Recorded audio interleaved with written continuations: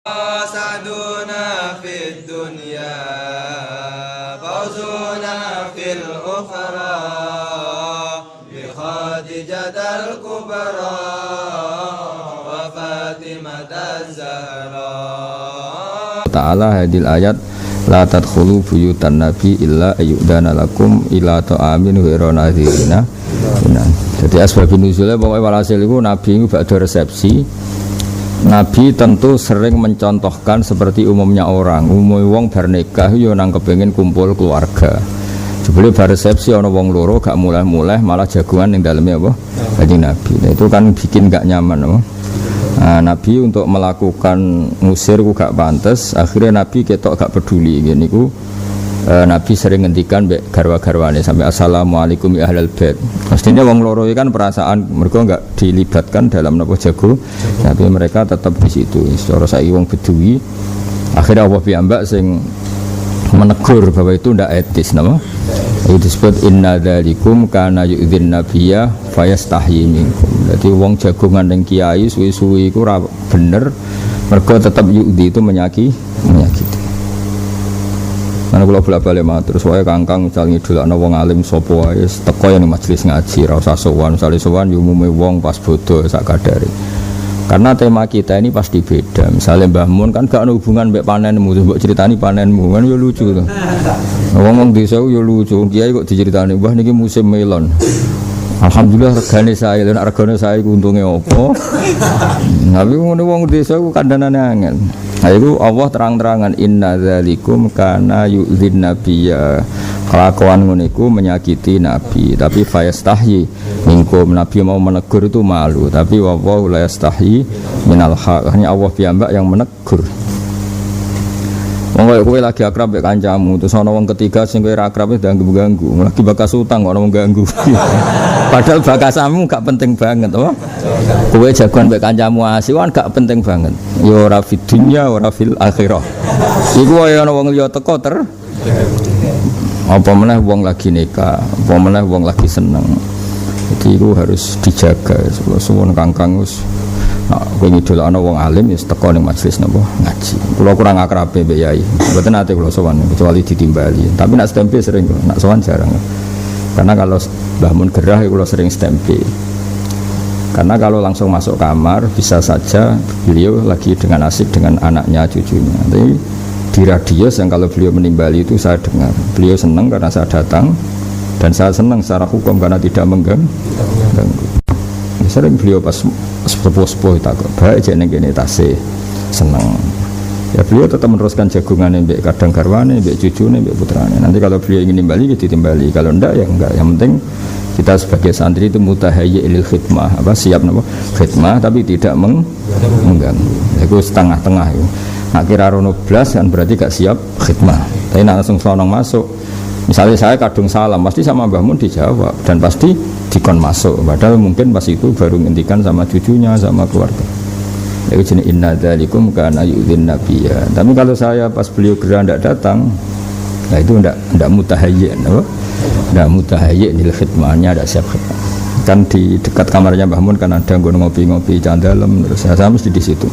Kadang sama Gus Sofur, kadang sama Gus Kamil. Pas yai pernah gerah nemen sebelum wafat 4 tahun 5 tahun kan sering gerah. Ya saya mesti datang, tapi ya dengan cara seperti itu. Paham gitu? Terus karena itu yang diajarkan para nabi, para sahabat, jadi apa? Setempe tapi tidak yu'dzi, apa? Terus adat yang buruk lagi begini, yang saya agak setuju. Mungkin orang lain setuju, tapi saking ngawure, orang saking pinter ya, saking ngawure. Kadang-kadang sing ngrasa kiai desa, ini saya tidak setuju. Sowan kiai malam bodoh, alasannya sesuk dadi kiai dhewe, no? Jadi sowan kiai-kiai ini ku malam apa? Bodoh. Itu saya tidak setuju, enggak setujunya itu. Kalau orang lain setuju monggo itu haknya. Malam bodoh itu kiai-kiai sedang mengumpulkan anak cucunya karena beliau-beliau sadar sesuk itu milik publik. Jadi tidak bisa kamu pakai alasan sepihak. Sowan malam bodoh itu tidak bisa. Wong mbok kei hak noto keluargane, napa? Kalau nggak bolak-balik itu tamu malam bodoh, tapi kalau nggak dingin. Bukan karena saya sini ingin menerapkan aturan. Wong malam bodoh zaman Ibu Sugeng wae Angger malam bodoh kula mesti ditakoki sesuk nyembelih apa, terus sesuk ngirimi iki, terus aku kayak dhuwit 2000-an anyar nggo cah cilik-cilik. Mesti kan ada perintah-perintah. Nah, kadang-kadang orang itu yang ngerasa kiai sowan kiai top itu malam bodoh. Kadang-kadang ya pas salam tuh Mbah Mun pas bagi uang untuk cucunya, kadang pas bagi untuk anak-anaknya. Dan akhirnya kan suasananya tidak milik keluarga, tapi milik apa? Publik kan. Padahal terus malam apa? Malam bodoh. Belum beliau juga bagi zakat ini itu. Jadi kalau suwon ya suwon itu umumnya orang. Kalau termasuk yang dekat sama yai ya suwannya umumnya orang. Jadi umumnya wong sowan jam piro wis melok umumnya wong. Jadi kita ndak ganggu ya pokoknya sing umum lah, ndak khusus. Orang-orang ini kan ingin diperlakukan khusus karena malam bodoh. Enak sowan Mbah Mun pung sepi iso jagungan. Ngene kancamu tapi lucu alasan kok malah. Nah itu inna dzalikum kana yu'dhin nabiyya fayastahyi minkum. Jadi jelas Allah yang enggak terima, wallahu la yastahyi minal haq. Monggo ganggu kangkang teng diafai rawani kok enggak gampang, seneng iku gak gampang. Nglamun khayal iku penting.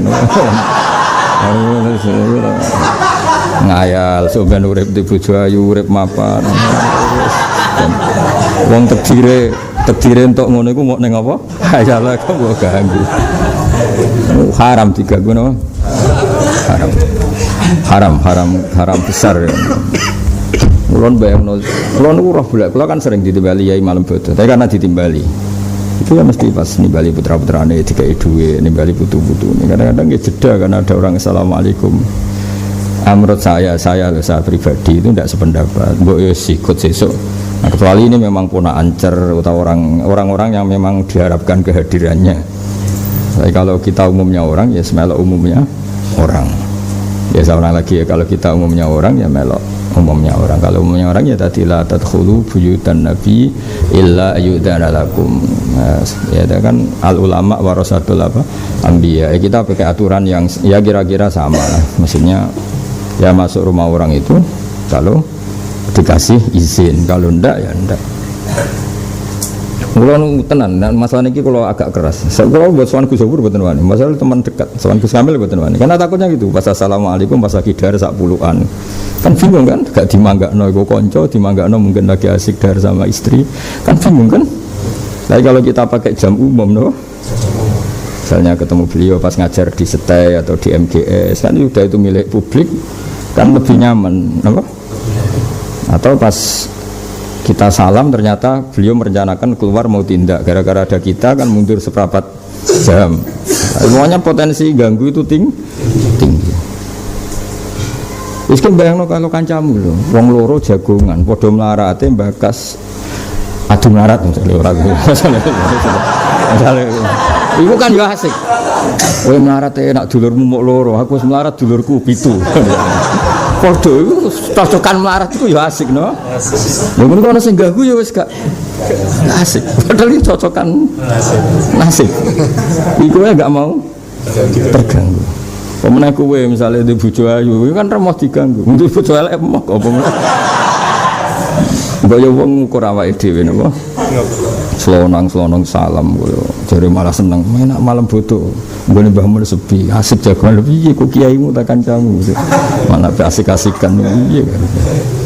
Itu keliru ya, makanya ini diceritakan Nabi ketika ditamani orang yang Nabi mau ngusir gak pantas, Nabi mau ngokam laku fayusallimu ala kulli wahidatin minhunna salamun alaikum. Jadi Nabi kelihatan ndak asik. Cara kula ya terus nyelok mil'a, nyelok biha, pokoknya Nabi itu kelihatan apa?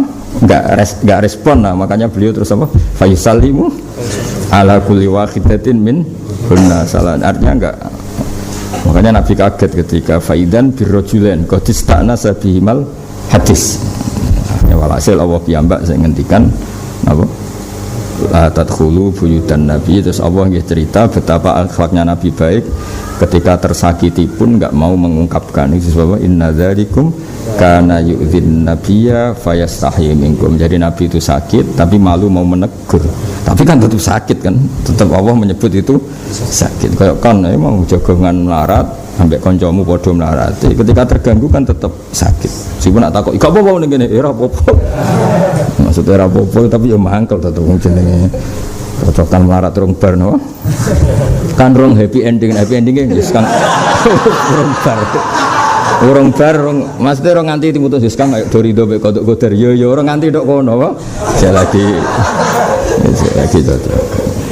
Ngan kula suwun aswae santri kula nak sowan Kiai Alim iku melok jam umum napa? Jam umum. Wis ora usah kepengin sepi ben iso jagongan. Memang Kiai iku kancamu. Enak wae. Ben wong aturan, barang seperti saya itu yang benar dalam hal ini supaya wong-wong alim duwe hak pribadi, duwe hak munajat mbek pangeran, duwe hak apa ngurus keluar. Toh mereka yang diberikan untuk publik sudah terlalu apa? Banyak. Ya, misalnya kalau ngaji rebo kan sak jam setengah sebelum ngaji persiapan belajar. Setelah ngaji mungkin istinteni keluarga. Itu kan sudah kita mewakafkan untuk publik kan sudah apa? Banyak, sangat banyak. Dal efek nak sono tamu kan tadi kudu nyugoi kopi akhirnya ngelo kangkang. Juga alasan rapal-rapal mergo ngurusi tamu. malah dosa tok. Padahal ora usah ngono ya wis ra deres. Tapi kan lumayan di alasan apa? Kenapa ora apal-apal mari nyugoi apa tamu. Tamune kudu ngerti kan dene pengganggu ya. Malah digo kambing hitam malah kapok ya. Jelas-jelas tadkhulu buyutan nabi illa yudana. Saiki misalnya kita jelas tidak mungkin seperti nabi tapi ya bikin aturan yang orang-orang alim itu karena mereka ulama warasatul anbiya. Kalau nabi enggak boleh diganggu ya ulama ya sama enggak boleh diganggu. Beliau sudah punya waktu untuk publik itu banyak sekali. Kayak gini saya ngajar ini kan sudah waktu saya berarti untuk publik. Saya pulau nuruti kesel ini, tapi waya mulang. Itu kan artinya sudah mewakafkan untuk nopo publik. Kalau kue lafaz arah maknanya kan gak tersiksa. Kalau wong alim kan tersiksa. Delok sarah, delok kamus. Nah, kue kan santai. Teko ngaji, muga-muga untuk barokah, kemudian. Nah, amit-amitenan. Kan gak mikir. Kalau kue muslim ora paham kan ya tenang ya. Ya tenang. Nah, tapi apa? Golek kamus ya padha bahasa Arab ra iso. Golek kamus sing bahasa Indonesia ora cukup. Apa wis ngenteni kok tampa mateng ngono.